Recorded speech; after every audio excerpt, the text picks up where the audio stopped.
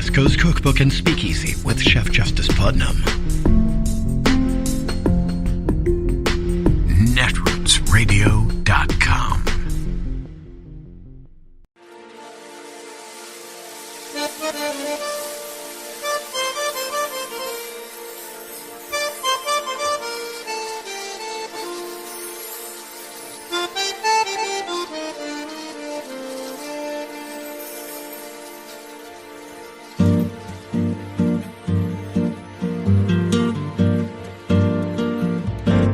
Je voudrais du soleil vert, des dentelles et des théières, des photos de bord de mer, dans mon jardin d'hiver.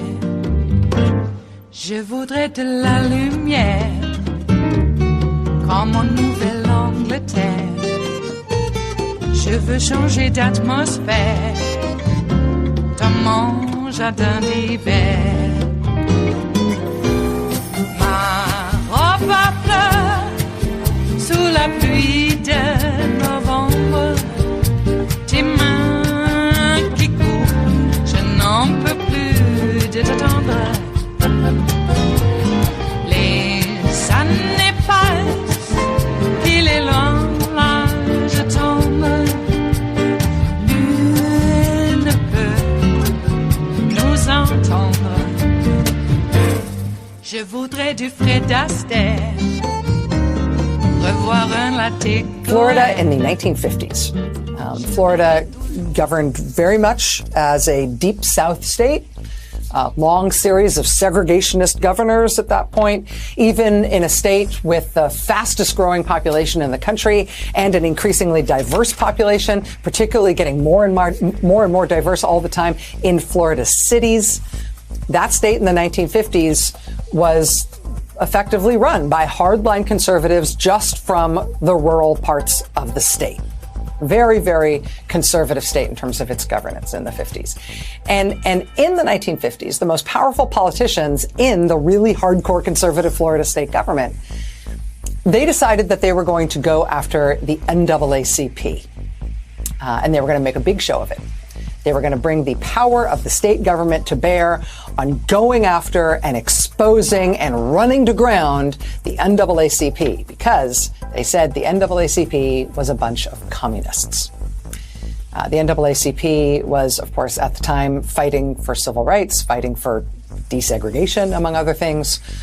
Florida conservatives in Florida state government at the time, they decided that this was Marxism, this was communism, and they were going to end that in the state of Florida using the power of the state government. And so in the 50s, they convened hearings in which they planned basically to harangue and make a public example out of some of these NAACP commies.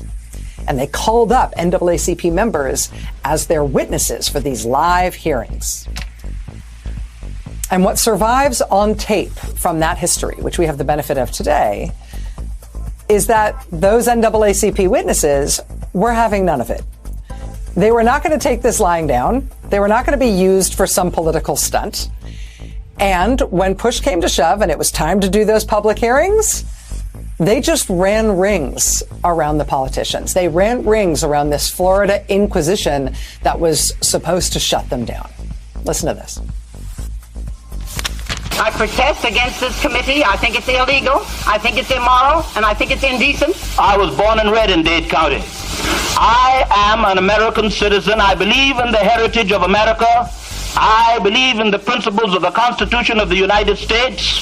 I would not permit this committee or any other committee to intimidate me nor to deny me my lawful constitutional rights. These poised, defiant witnesses, they seem to really flummox the Johns Committee and Charlie Johns himself. I want to say that the way the witnesses defied our legislative committee when we were down at Miami was simply ridiculous. And I feel this committee should go back down there and call those witnesses before us to testify. And if they refuse, we should put them in jail and let them stay there. We should put them in jail. They didn't cooperate with us at all. We should put them in jail. That sound from today's episode number 2 of my new podcast, Deja News. I promise I won't talk about this forever. There's only 6 episodes altogether of this series. I'm really proud of it. I'm really happy with the way it came out. There's 6 episodes altogether. This second one just posted today, which is where that sound is from. You heard my co-host, Isaac Davey Aronson there, along with Pansy Flaum and Theodore Gibson from the Florida NAACP, and also the conservative Florida legislative leader, Charlie Johns, complaining so bad about these witnesses who had humiliated him at his own hearing. That was him at the end there. So the reason we just did a podcast about this, about the Florida inquisitions in the 1950s and the 1960s, and those inquisitions going so poorly for Florida state government conservatives who thought they were going to be great. The reason we just did this podcast about this time in history in Florida is because it does give you kind of a deja news feeling when you realize that this today is the most powerful guy in Florida, and he really is singing the same kind of tune. That means we're required to wage a war on woke, and that's exactly what we are going to do. Woke, some people say, oh, I don't care about woke, I don't care about this. There's huge value in recognizing that this is a form of cultural Marxism. When woke ideology in the forms of things like ESG take over our economy, when woke ideology takes over our education system, when woke ideology takes over the criminal justice system. So woke ideology, the woke in the schools, the woke in the corporations, the woke in the halls of the Congress, surrender to the woke mob, woke ideology. The man has a theme. The man has a theme, and he is sticking to it. That was Republican presidential contender and Florida Republican Governor Ron DeSantis showing off his rhetorical skills as a campaigner this weekend in Nevada. But this line, this constant iteration of the word woke and attacking all things he can call woke, this really is what he thinks is going to propel him to the White House. I will tell you right now, it did not work out that way for the last Florida politicians who tried to make a big Florida show out of attacking civil rights groups and attacking gay people and attacking schools and trying to make hot politics out of teachers' lessons plans. This has been tried before in that same state not that long ago, and it had a very unhappy political ending for the politicians who tried it. It, yes, worked for them for a little while, and they got very excited about that, and they thought they could ride it forever, but then it really crash landed when people decided they were sick of it. As we head into this new odd season of presidential nominating politics with the Republican Party's presidential frontrunner indicted and facing trial in 2 jurisdictions on more than 60 felonies combined, and maybe more to come, consider also that the runner-up to the frontrunner in Republican polling right now is really pitching his whole tent on this crusade against wokeness. While meanwhile, today in Florida, the NAACP, the same NAACP that ran rings around the last Florida politicians who tried to run this playbook in the 1950s, today they launched a 5-day bus tour, a 5-day, 15-city bus tour in Florida on what they're calling the Stay Woke Tour. Stay Woke Florida. Funny, they don't think of that as an epithet. A rolling protest. They started off today rolling the Stay Woke bus into the state capitol in Tallahassee, and then they went on to Gainesville. They're going to hit 15 cities in Florida over the next 5 days. Again, they're calling it the Stay Woke Florida Tour from the NAACP. Just as Governor Ron DeSantis is traveling the country to all the early voting states, perhaps assuming that he doesn't have to ever become a good speaker if he can just keep waggling his finger at audiences like he's mad at them and saying the word woke over and over again, and that's all he'll need. That will do the trick for him. It's funny, not everybody hears that word the same way you do. It is Tuesday, the 20th of June of 2023, and you are in West Coast Cookbook and Speakeasy. I am your chef de cuisine, Justice Putnam. Gunner the English Bulldog is our snoozing sous chef. Precious the little Yorkie is our door girl, who will be seating you directly for our especially special daily special. Tarrytown Chowder Tuesdays. That's right, a small scant dash A mere pinch of hot smoked Hungarian paprika will make all the difference in the world. It always has, and it always will.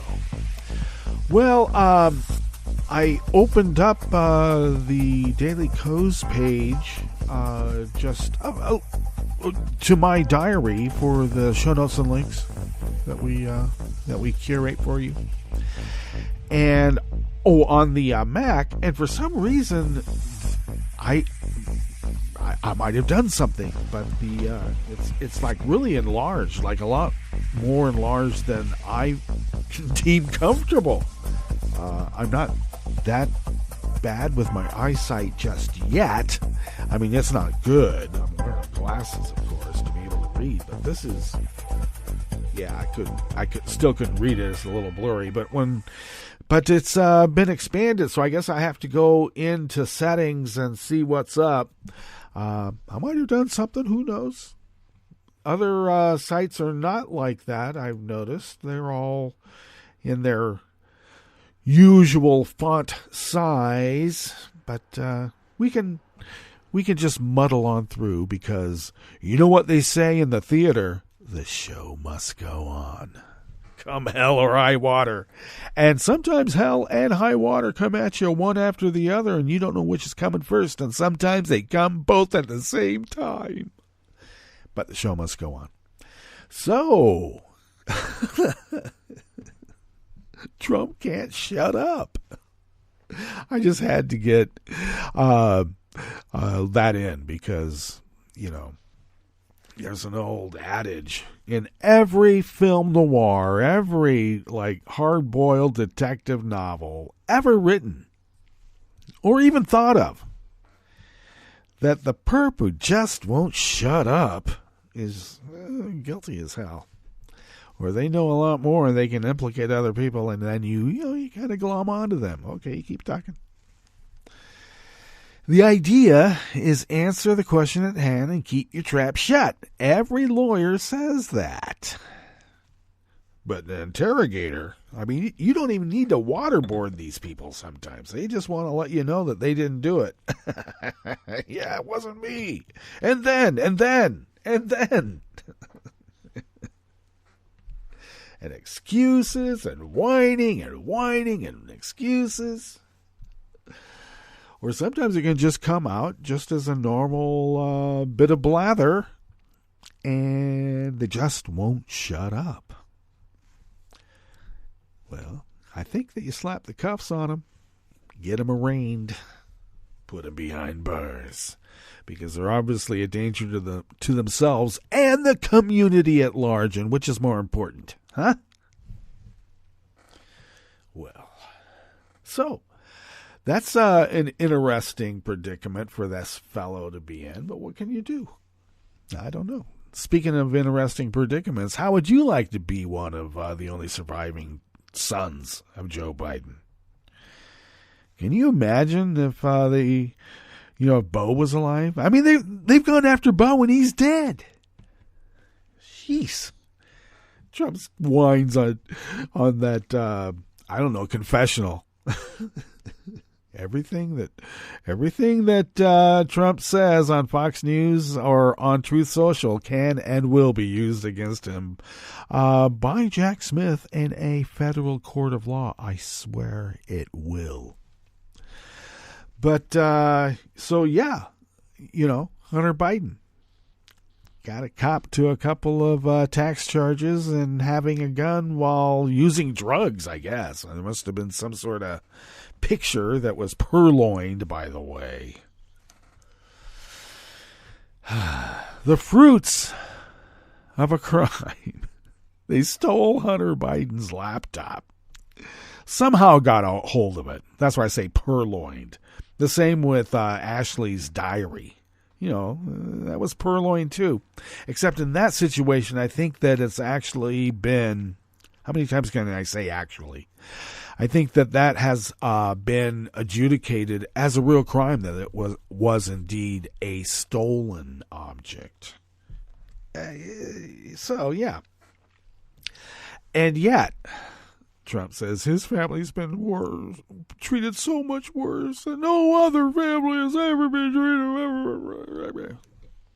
Okay. I mean, I can think of the Kennedys having a few issues about what's happened in their family, I mean, all the way around. So they've gone after them. Even Amy Carter. Remember when Amy Carter was compared to a dog by Limbaugh? Jesus. Crazy stuff. What did Chelsea have to go through? I mean, my God, still does.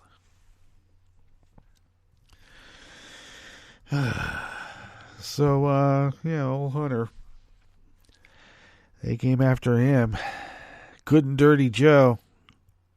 But he got a kid. Not so much a kid anymore. But, come on. Lost his mom when he was just a kid in a terrible car wreck. Both those boys barely survived. Then you got the Trump kids. Please. How many times has Don Jr. gotten off for poaching animals around the world? Endangered animals around the world. And he just keeps doing it.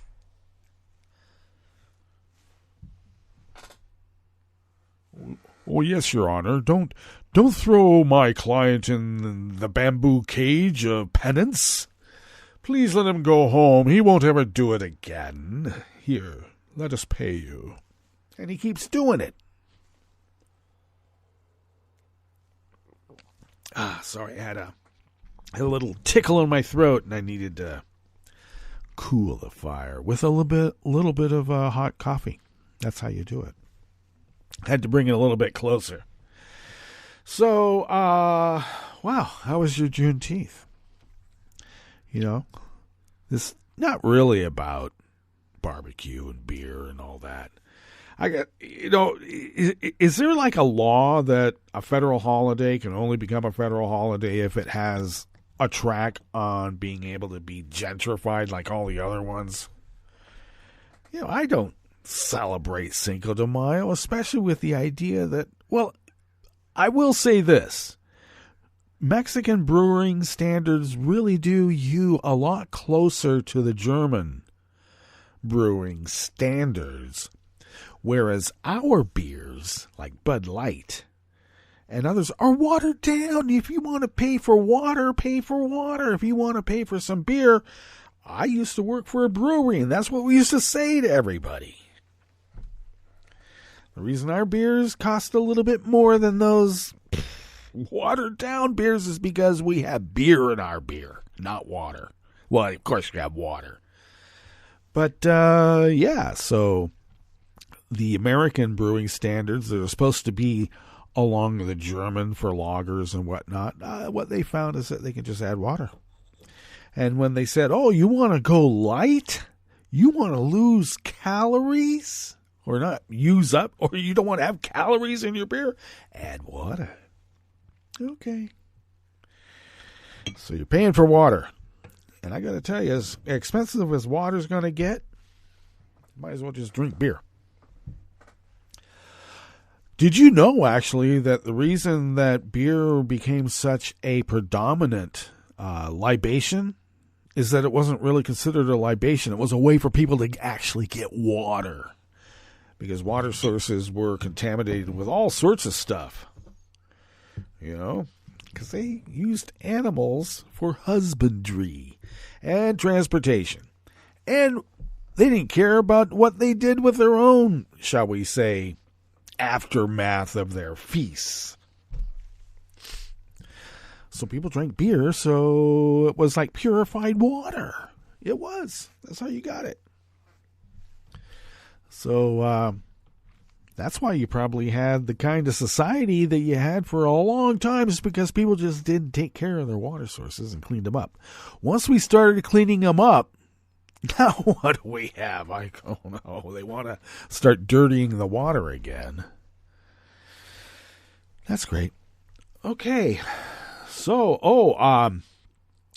I saw an article about lab-grown embryos. Yikes. Are you serious? They can't even stand LGBTQ people. Now they're going to start making little Blade Runners, replicants. Are they going to give them 3-year lifespans? They're going to grow to maturity in 3 years, and the last few hours are going to, I don't know, just keel over? Maybe. I made the bad mistake of having some news sources up in front of me that are flashing the headlines and stuff. And I see now that Marjorie Taylor Greene is flipping out over Hunter Biden. I guess his sentence is considered to be too lenient because she's whining that we're run by communists. Because I guess they wanted his head. Couple of minor tax charges. Oh, that's right. He got misdemeanors. And going to have to cop to some sort of sentence, I guess. Maybe a little bit of time, I guess, for having the gun. And she's whacked out that that's too lenient. Run by communists. All right. Well, last I heard, the FBI didn't decide to do anything until the Judiciary Committee's. Was it Judiciary? I'm sorry. The House Oversight Committee. Oh, boy. Tuesday morning and I need more coffee. The committee that investigated Trump and all that, and they were embarrassed, they being the FBI, DOJ, embarrassed into finally going after Trump. Yet, no problem with Biden. Go after Joe's son. Got a dirty Joe up somehow. And yet, well, not only just Don Jr. poaching, what about Ivanka and Jared getting $2 billion from the Saudis and then this Live PGA merger? Yeah, hostile takeover. Is there going to be any? Well, of course, yes, there is. There is a DOJ investigation into the Live PGA quote merger. It's not a merger, it's a hostile takeover, and I'm talking like horse heads at the foot of a bed hostile takeover. Offers people don't want to refuse, because if they do, they'll be the head of the foot of the bed with a bone saw. I'm just saying. They have a track record. Jeez. I mean, at least use the Shriner sword. Little curved sword that I call them Shriner swords, but it's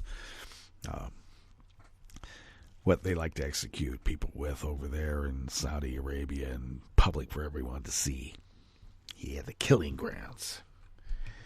But that's like a sharp implement, goes pretty quick. The bone saw seems like a little, I don't know, gory. But that's how they like it.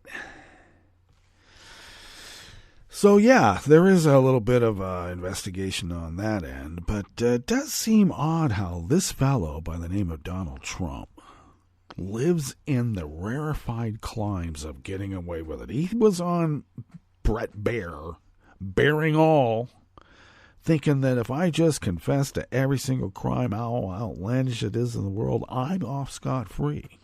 Well, that might have worked when the FBI and the DOJ and their minions were running things. I think that I want to give Merrick Garland a little bit of slack here. Just a little bit. Let's just consider for a moment.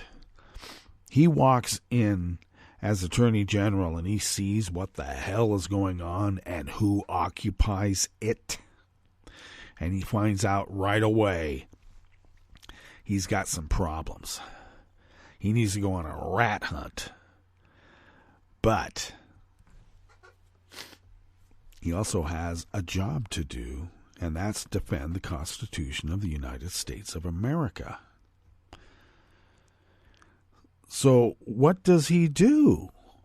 He can't find anybody within the confines of the TC establishment or any office across the continental United States of America.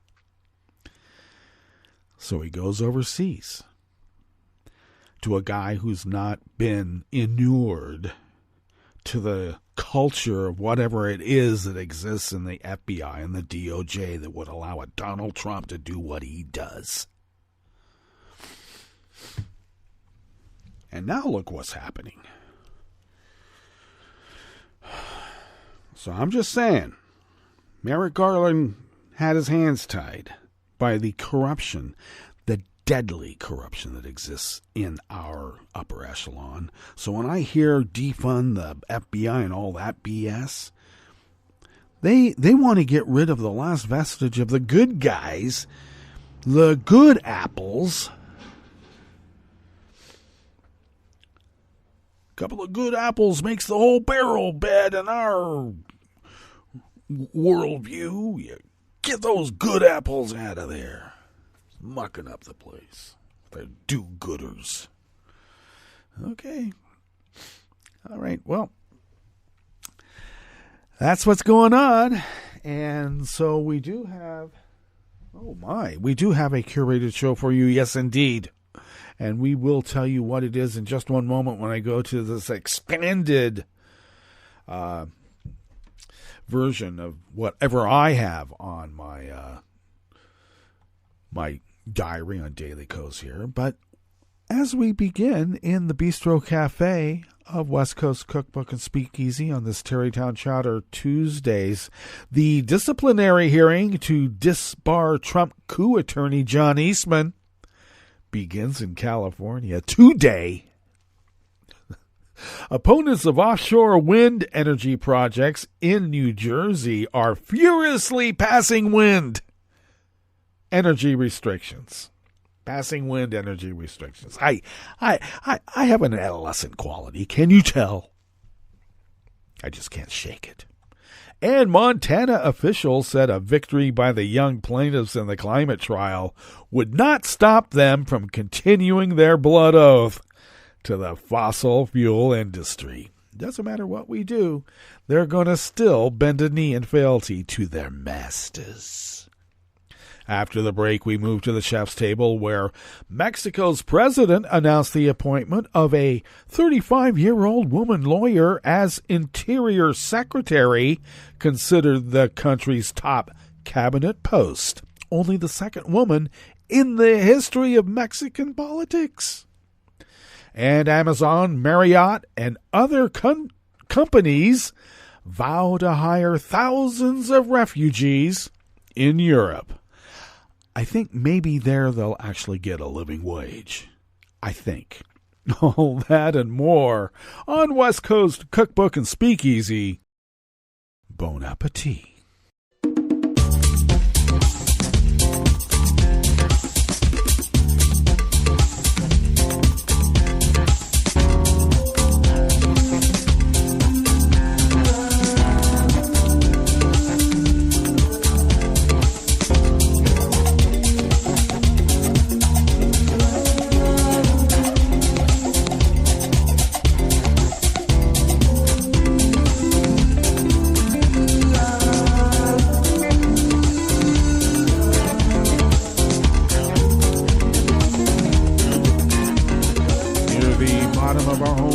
At netrootsradio.com. To the right of the page is the chat room link, and the chat room is monitored by Kelly Lincoln, and we thank Kelly for doing so. Across the page to the left from that chat room link, and near the bottom of our homepage at netrootsradio.com, just down a skosh from the chat room link, is the link to our Patreon page, and you know what to do, so thank you for doing it.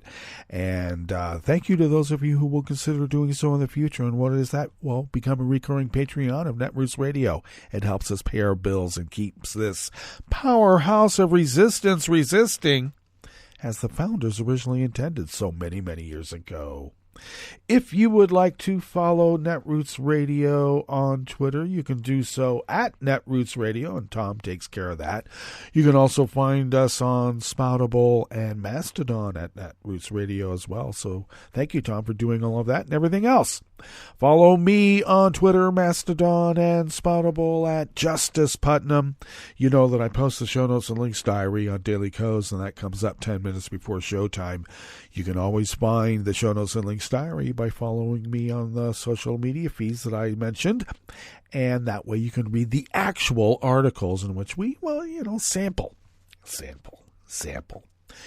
If you would like to follow the show on Twitter, do so at Cookbook West, and pick up podcasts by way of Spreaker, Stitcher, TuneIn, iHeart, YouTube, iTunes, and wherever podcasts can be found. All right, this first offering here in the Bistro Cafe of West Coast Cookbook and Speakeasy is out of the Associated Press by Stephanie Dazio and Michael R. Blood. An effort to disbar conservative attorney John Eastman, who devised ways to keep Trump in the White House after his defeat in the 2020 election, begins today in Los Angeles. Oh, happy day. Eastman is expected to spend the day testifying before the State Bar of California in a proceeding that could result in him losing his license to practice law in the state. He faces 11, count them, 1, 2, 3, 4, 5, 6, 7, 8, 9, 10, 11 disciplinary charges stemming from his development of a dubious legal strategy that was aimed at helping Trump remain in power by disrupting the counting of state electoral votes, even when you have like an insurgent mob storming the Capitol. The State Bar's Council will seek Eastman's disbarment during a hearing before the State Bar Court that's expected to last at least 8 days. Darn. If the court finds Eastman culpable of the alleged violations, it can recommend a punishment such as suspending or revoking his law license. The California Supreme Court makes the final decision.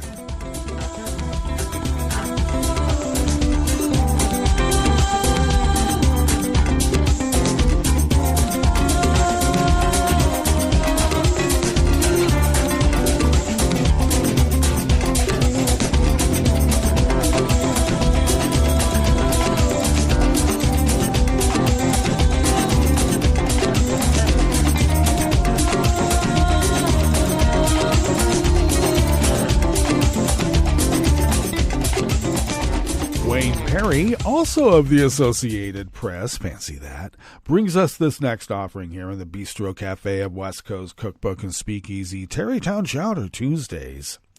Opponents of offshore wind energy projects in New Jersey are gathering force legally and politically as they seek to snuff out the nascent industry. Within the last week, 3 resident groups sued New Jersey over a key approval of its first planned wind farm. The research arm of Congress agreed to investigate the impact of offshore wind on the environment and other areas, and lawmakers in 2 counties most heavily impacted by wind farms stepped up their efforts to block the projects. Save Long Beach Island, defend Brigantine Beach, and protect our coast. New Jersey filed an appeal last Friday in State Superior Court of New Jersey's determination that the Ocean Wind 1 project is consistent with state coastal management rules. Now they care about the rules. The project is New Jersey's first and a U.S. subsidiary of Danish wind developer Ørsted, could begin construction this year if remaining approvals are obtained. If you need windmills, who better to ask? The appeal follows a decision by the investigative arm of Congress, the Congressional Accountability Office, to study the impact of offshore wind on the environment and other areas, something opponents have long wanted. Bruce Afrin, an attorney for the group, said the New Jersey Department of Environmental Protection has acknowledged the wind turbines will destroy marine habitat, compress the sea floor, severely damage marine communities, compromise migration corridors for endangered marine mammals, cause commercial fishing stocks to decline, and injure the beach economy. Let's put up drilling rigs instead. Let's do that, okay? That's what they want. The Department of Environmental Protection declined comment, and the State Attorney's General Office also declined. And Gene Fox, former head of the DEP, the State Board of Public Utilities, and former regional head of the U.S. EPA, called the lawsuit a delay tactic. Do you think?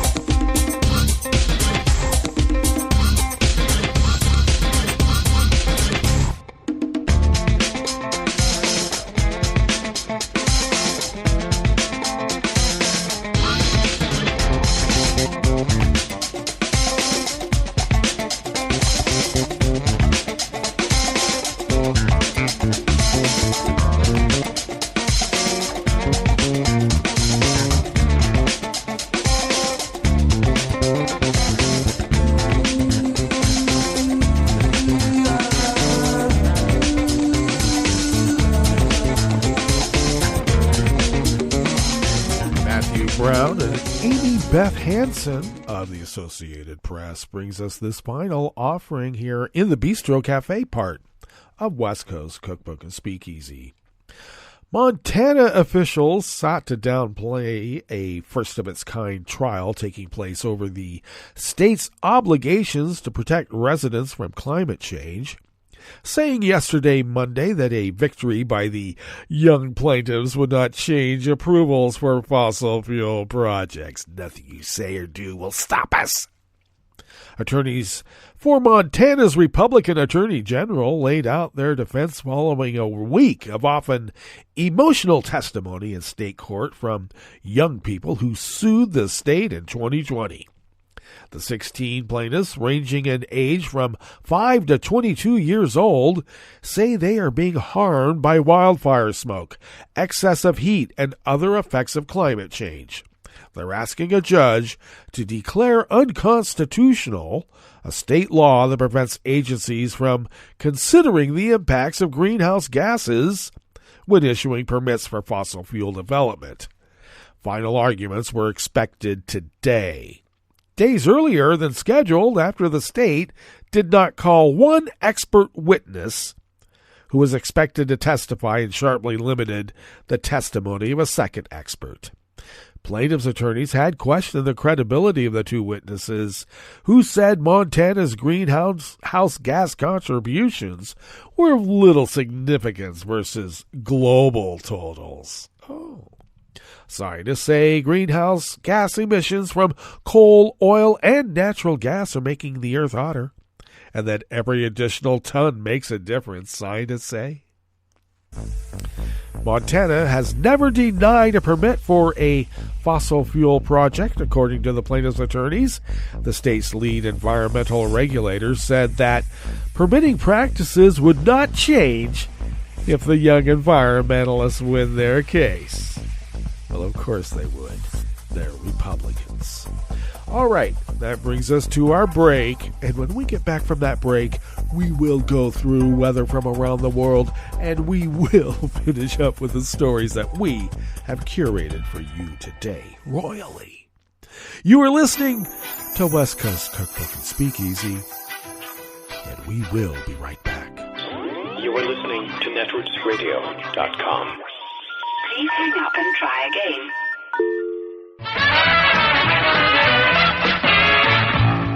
From a point at sea to the circles of your mind, a new force is at work for planetary transformation. New radio for a new Earth.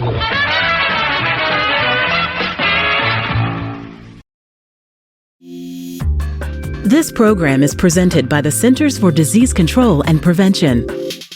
Arthritis is common among veterans. Traumatic and overuse injuries during active duty are risk factors for developing arthritis. Fortunately, there are low-cost or no-cost strategies that can help veterans manage arthritis. Physical activity can reduce pain and improve function. It can also help improve mood and play a role in managing other chronic conditions, such as heart disease, diabetes, and obesity. You can do low-impact activities such as walking, biking, swimming, and water aerobics, all good forms of exercise. Arthritis-specific classes can help you get started. Information on classes, exercise programs, and tools are available at cdc.gov/arthritis. These resources can help reduce pain and improve function. Learning self-management techniques can help all veterans become more active, improve their overall quality of life, and thrive. For the most accurate health information, visit cdc.gov or call 1-800-CDC-INFO.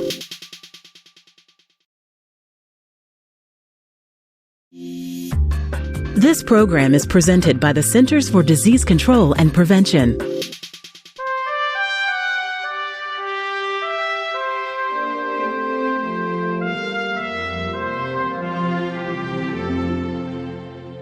Welcome to A Cup of Health with CDC, a weekly feature of the MMWR, the Morbidity and Mortality Weekly Report. I'm your host, Dr. Kathleen Dooling. From a very young age, we're encouraged to eat fruits and vegetables. Unfortunately, many Americans are not getting the message. Dr. Seung-Hee Lee Kwon is with CDC's National Center for Chronic Disease Prevention and Health Promotion. She's joining us today to discuss the importance of eating enough fruits and vegetables. Welcome to the show, Seung-Hee. Thank you for having me. Seung-Hee, what is the recommended amount of fruits and vegetables? The federal guidelines recommend that adults consume at least 1.5 cups to 2 cups of fruit and 2 to 3 cups of vegetables each day. This is for adults who get less than 30 minutes of physical activity a day. Adults who are more physically active need more calories and thus should be eating more fruits and vegetables. 1 cup is about 12 strawberries or 1 large tomato. How many people consume the recommended amount of fruits and vegetables? We found that very few adults are getting enough fruits and vegetables. Just 12% are eating the recommended amount of fruits, and less than 1 in 10 eat enough vegetables. And consumption is lower among men, young adults, and adults living in poverty. Why is eating a diet rich in fruits and vegetables so important? Eating a diet rich in fruits and vegetables can help with 3 things. 1, it can reduce the risk of many leading causes of illness and deaths, such as heart disease, type 2 diabetes, some cancers, and even obesity. It can also add important nutrients that are commonly missing in Americans' diet.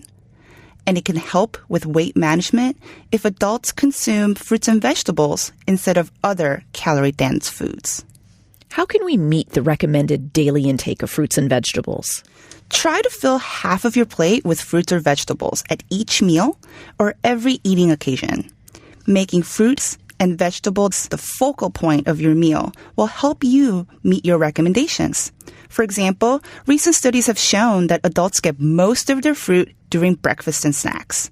So you can try adding berries to your morning oatmeal or grab a piece of fresh fruit as an afternoon snack. For vegetables, most adults eat them at dinner, so try adding more into your lunch by adding a side salad or packing a snack of baby carrots or grape tomatoes. Are canned or frozen products just as good as fresh? All forms of fruits and vegetables count towards meeting the recommendations. For the most health benefits, make sure that the fruits and vegetables you consume have a limited amount of salt, butter, sugar, or creamy sauces. When selecting canned fruits, choose the ones with lowest sugars. And for canned or frozen vegetables, choose those lower in sodium. Where can listeners get more information about eating a healthy diet? Listeners can go to cdc.gov/nutrition or choosemyplate.gov. Thanks, Seung-Hee. I've been talking today with Seung-Hee Lee Kwon about the importance of eating a healthy diet. Eating a diet rich in fruits and vegetables can help reduce the risk of many leading causes of illness and death and add important nutrients to your diet. Make sure you're eating enough. Until next time, be well. This is Dr. Kathleen Dooling for A Cup of Health with CDC. For the most accurate health information, visit cdc.gov or call 1-800-CDC-INFO. Hi, it's Tom. Could we humbly suggest your donation to netrootsradio.com? All we've got to run this 24-hour powerhouse of progressive resistance radio is what comes out of our own wallets. And you are our biggest donor. It doesn't take much, $3, $5. Just go to the bottom of our netrootsradio.com page and hit our secure donate button. Heck, you can even make a recurring contribution. So donate what you'd like at the bottom of our netrootsradio.com's homepage. Because you are our biggest donor. netrootsradio.com. Together, we are Resistance Radio.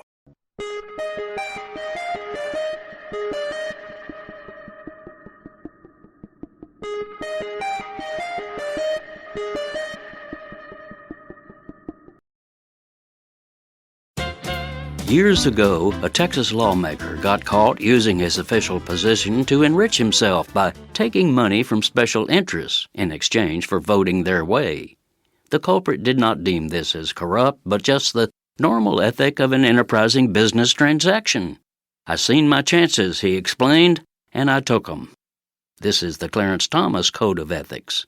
As has been widely reported, this Supreme Court judge, who reliably rules for corporate supremacy over the people's interests, has secretly been on the take for years from a billionaire corporate right-winger. Real estate tycoon Harlan Crow, an extremist activist for plutocratic government, has been lavishing millions of dollars worth of luxury vacations, private jet travel, family housing, and educational payments, and other gratuities on Thomas. Yet, this supposedly supreme lawyer says he detected no whiff of bribery, nor did he see any need to inform us commoners of it. He simply seen his chances and took 'em. But Thomas knew damn well that it was improper, corrupting, and disgusting. After all, during the last 3 decades, he has consistently voted for court rulings to make such obvious graft legal. For example, he's voted again and again to drain common sense from our anti-corruption laws, declaring that it is legal for a corporation to keep a public official on private retainer, that it's okay for political officials to sell access to their offices, that the appearance of corruption is not corrupt, and directly relevant to Harlan Crow, Thomas voted that it is technically not bribery to try influencing public officials by bestowing a series of gifts to them over time. This is Jim Hightower saying, if it seems to you like the system is rigged to favor the powerful, there you have it. Clarence Thomas is both the rigger and the beneficiary of the system. Why did George Floyd die? I'm Bill Newman, and this is the Civil Liberties Minute. One answer, because former Minneapolis police officer Derek Chauvin, who's white, pressed his knee into George Floyd's neck, Floyd is black, for 9.5 minutes and suffocated him. Other officers assisted or did nothing to stop Chauvin, who is now in prison for murder. There's another answer. 60% of the time that Minneapolis cops have used force, it's against black residents, although black residents make up only 20% of the city's population. And city police officers have stopped black drivers 6.5 times more often than white drivers, and then disproportionately and inappropriately searched and handcuffed them. And the police have often used excessive force, including against persons who committed a petty offense or no offense at all. And also, they've shot at people without determining if there was an immediate threat, and regularly discriminated against Native Americans as well as black residents. These facts are set forth in a recent DOJ report, which will result in a consent decree with the city to institute police reforms. Attorney General Merrick Garland said that there were many Minneapolis police officers who did their job with professionalism, courage, and respect, but the report makes clear how intolerable behavior by police was tolerated and condoned. As the Attorney General said, the patterns and practices of the police department made what happened to George Floyd possible. The Civil Liberties Minute is made possible by the ACLU, because freedom can't protect itself. I'm Rick Smith, and this is Labor History in 2. On this day in labor history, the year was 1943. That was the day that would go down in the history books as the 1943 Detroit race riot. The violence started on Belle Isle. a large island park in the Detroit River. Both white and black Detroiters were visiting the park on that hot, sunny summer Sunday afternoon. The fighting broke out among a number of the white and black youth. Such interracial fighting over the use of parks and recreation space happened frequently throughout the urban North during the 1940s. Soon, false rumors spread about white and black attacks on women and children. Fueled by these rumors, anger grew among members of both communities. The fighting spread across the bridge into the city. The next day, federal troops were called in to restore the peace. Over 3 days of fighting, 34 people were killed. 25 were black, including 17 killed by police and federal troops. 9 were white. The next month, the NAACP produced a report called What Caused the Detroit Riot, an analysis. They found that one of the biggest reasons for the sharp racial animosity was the influx of new black workers into the Detroit labor force. During World War II, Detroit's mighty car industry converted its factories to wartime production. As factory workers went off to fight, demand for labor soared. Southern labor, both black and white, were recruited to come north. Many white Detroiters did not want to work with the new African American hires. From March to May of that year, there were 5 separate work stoppages by white laborers over black hiring or promotion. At the Packard Motor Company, nearly 27,000 workers walked off the job over the upgrade of black workers. Labor History in 2 brought to you by the Illinois Labor History Society and The Rick Smith Show.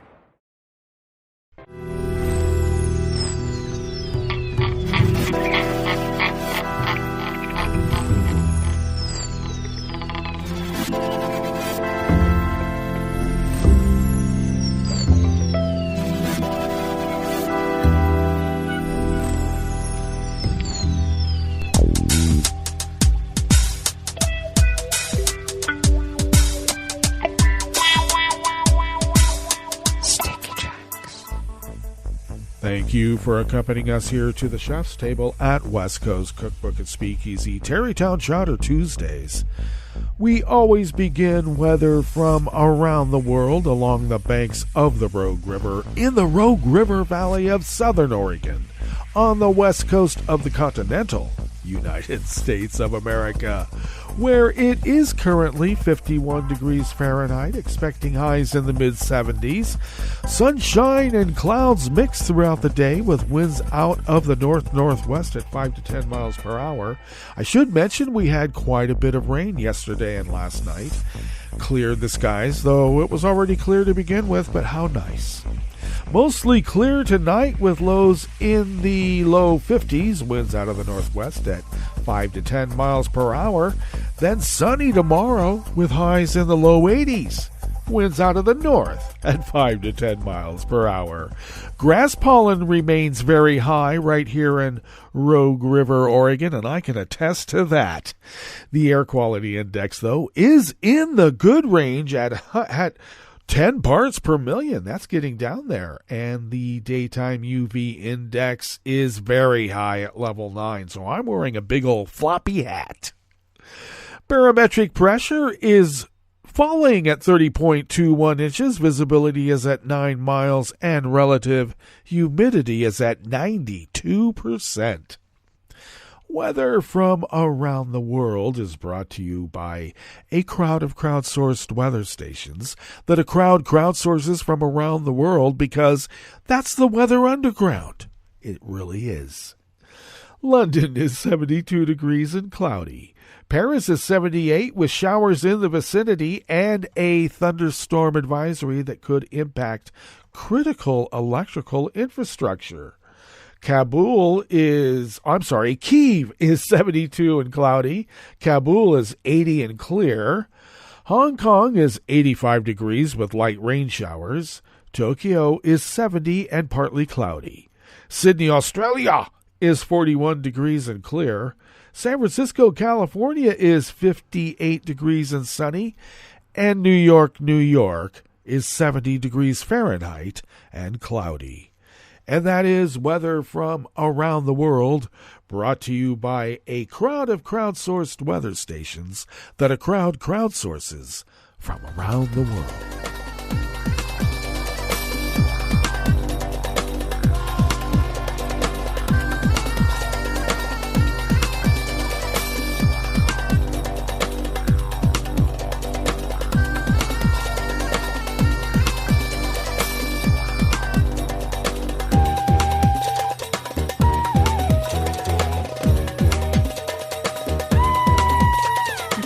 begin this first amuse-bouche here at the Chef's Table at West Coast Cookbook and Speakeasy Tarrytown Chowder Tuesdays. I think I have discovered what has happened to the font size as I went to my show notes and links diary, because they're diaries.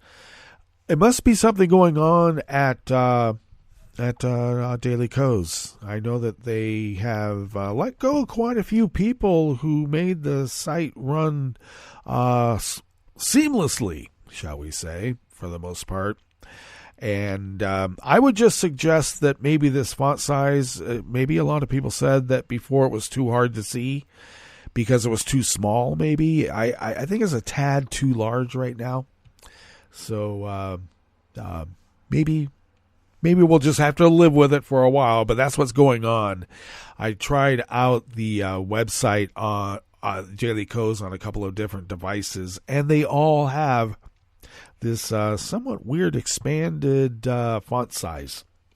Anyway, why don't we dive into this first amuse-bouche here at the Chef's Table. Mexico's president announced yesterday, Monday, the appointment of a 35-year-old lawyer as Interior Secretary, considered the country's top cabinet post. Luisa Maria Alcaide previously served as Secretary of Labor.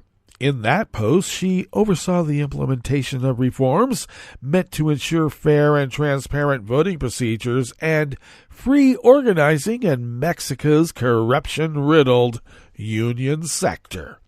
Alcaide will become the second woman to be Interior Secretary, which is the Mexican government's top domestic affairs position. Earlier in his administration, Obrador named Cordero to the post, but she left to return to the Senate. Alcaide was appointed to replace Adnan Augusto Lopez, who resigned as Interior Secretary last week in order to compete in the primary race for the 2024 presidential nomination of Obrador's Morena Party. The Morena Party required all primary candidates to resign their official posts by last week to avoid the appearance of government money or influence skewing the race.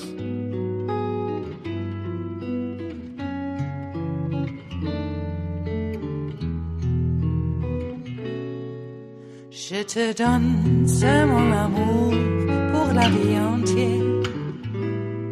La promesse de me trouver à tes genoux. Aussitôt que tu m'appelles, rester toujours fidèle. C'est tout, c'est tout. Je te donne tous mes printemps, mes étés de mer, mes automnes quand les feuilles tombent partout. Si ce n'est pas une bonne affaire, je te donne tous mes hivers. Courtney Bonnell of the Associated Press brings us this final amuse-bouche here at the Chef's Table at West Coast Cookbook and Speakeasy.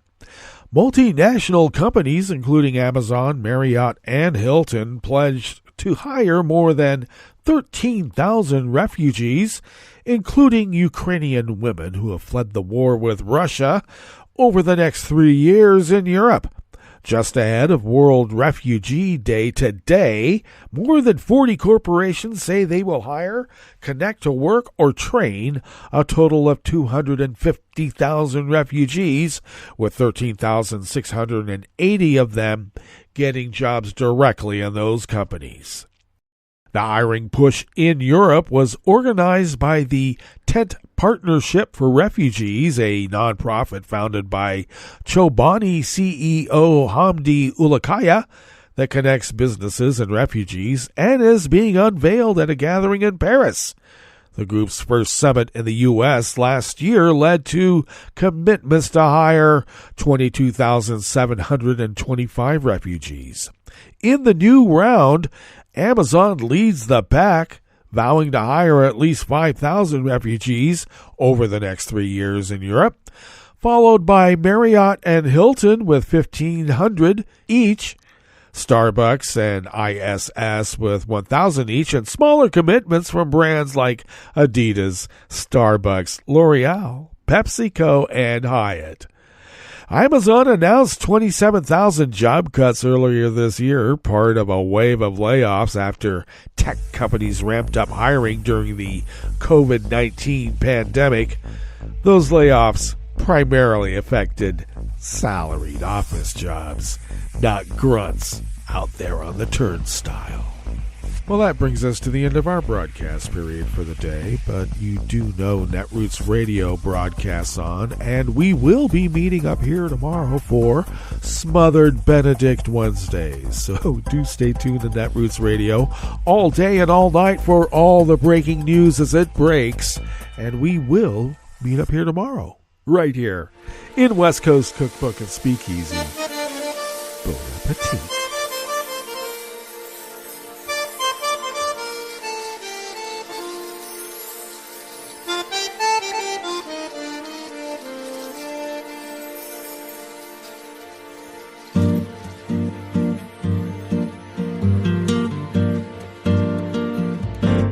Je voudrais du soleil vert, des dentelles et des théères, des photos de bord de mer, dans mon jardin d'hiver. Je voudrais de la lumière, comme en Nouvelle-Angleterre. Je veux changer d'atmosphère, dans mon jardin d'hiver. Robe à fleurs sous la pluie de novembre, tes mains qui courent, je n'en peux plus de t'attendre. Les années passent, qu'il est loin, là je tombe. Nul ne peut nous entendre. Je voudrais du Fred Astaire, revoir un latte Goël. Je voudrais toujours te plaire dans mon jardin d'hiver. Je veux déjeuner par terre, comme au long de golfe clair, t'embrasser les yeux ouverts dans mon jardin d'hiver.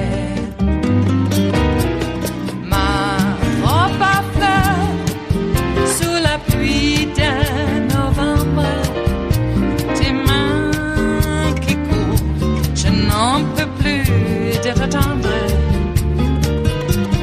Les années passent, il est loin, là je tombe. Nul ne peut nous entendre. Ba-da-da-dum-di-da-dum. Ba-da-da-dum-di-da-dum.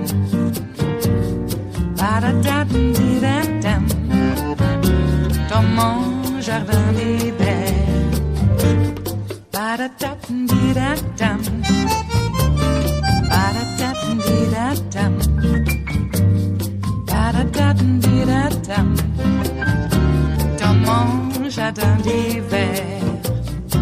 Dans mon jardin d'hiver. Dans mon jardin d'hiver.